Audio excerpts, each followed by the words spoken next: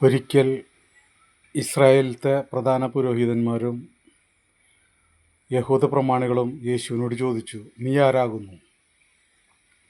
ഞാൻ പിതാവിൽ നിന്ന് വന്നവൻ പുത്രനാകുന്നു എന്ന് ഉത്തരം കൊടുത്തു. അപ്പോൾ യഹൂദർ പറഞ്ഞു, പ്രധാന പുരോഹിതൻ പറഞ്ഞു, ഇവൻ ദൈവദൂഷണം പറഞ്ഞിരിക്കുന്നു, ഇവൻ ദൈവത്തെ പോലെയാകുന്നു എന്ന് പറഞ്ഞതിനാൽ ഇവനെ മരണത്തിന് വിധിക്കണം എന്ന് യഹൂദ പ്രമാണിമാരും പ്രധാന പുരോഹിതന്മാരും അന്ന് പറഞ്ഞു.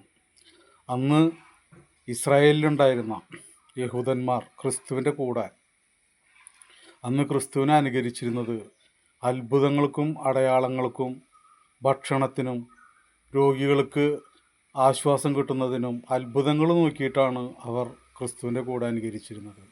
ഇങ്ങേറ്റം നമ്മുടെ യൂത വരെ പണസഞ്ചി അവൻ്റെ കയ്യിലായതുകൊണ്ട് അവൻ അതിൽ നിന്ന് മോഷ്ടിക്കുവാൻ വേണ്ടി മാത്രം, അവൻ്റെ സ്വാർത്ഥതയ്ക്ക് വേണ്ടിയും അവൻ ക്രിസ്തുവിൻ്റെ കൂടെ നടന്നിരുന്നു.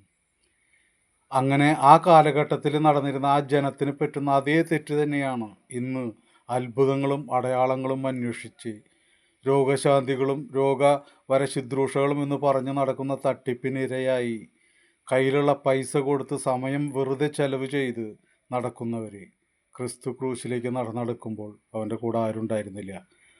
മാതാവും യോഹന്നാനും അല്പം ആൾക്കാരും മാത്രമാണ് ആ കൊലക്കളത്തിൽ ക്രിസ്തുവിൻ്റെ കൂടെ ഉണ്ടായിരുന്നത്. ഇതുപോലെ തന്നെ ഈ കാലഘട്ടത്തിലും ഇങ്ങനെ നടക്കുന്നവർ കാഴ്ച വസ്തുക്കളും ബലികളും ഈ ആചാരാനുഷ്ഠാനങ്ങളും ഈ പൈസ കൊടുത്ത് നേടാം എന്ന് വിചാരിച്ച് നടക്കുന്ന നേർച്ച കാഴ്ചകളും എല്ലാം അവസാനം കൊണ്ടുവന്ന് എത്തിക്കുക നിങ്ങളെ നാശത്തിലേക്കാണെന്നുള്ള ആ ഒരു വലിയ സത്യം നിങ്ങൾ തിരിച്ചറിയണം. സത്യത്തിൽ യേശു എവിടെ നിന്ന് വന്നു? അവൻ ജീവിക്കുന്ന ദൈവത്തിൻ്റെ പുത്രനായ മിശിഹ, അഭിഷിക്തൻ. അവൻ മിശിഹയാണ്. അവൻ നമ്മളെ രക്ഷിപ്പാനായി ക്രൂശുമരണം വഹിച്ച് മരിക്കുവാനായി ലോകത്തിലേക്ക് വന്നവനാണ് എന്നുള്ള ഒരു അടിസ്ഥാന വിശ്വാസത്തിൽ നിന്ന് നിങ്ങൾ ഈ ദുർചിന്തകളിൽ നിന്നും ഈ ദുർമാർഗത്തിൽ നിന്നും മാറി യേശുവിനെ രക്ഷകനും നാഥനുമായി സ്വീകരിച്ച് അവനെ ഹൃദയത്തിൽ സത്യത്തിൽ ആത്മാവിൽ ആരാധിപ്പാൻ ഞാൻ നിങ്ങളെ ആഹ്വാനം ചെയ്യുന്നു. ദൈവമക്കളെ, കൈവിട്ടു പോകരുത്. ഒരിക്കലും കൈവിട്ടു പോയാൽ പിന്നെ തിരിച്ചെടുക്കാൻ സാധിക്കില്ല. എല്ലാവരും ശ്രദ്ധയോടുകൂടി ഗൗരവത്തോടുകൂടി അവൻ്റെ വരവിൻ്റെ സമയം അടുത്തു എന്ന് മനസ്സിലാക്കിക്കൊണ്ട് കൃത്യമായി മനസ്സിലാക്കി ബൈബിൾ വായിച്ച് മുന്നോട്ട് പോകുക.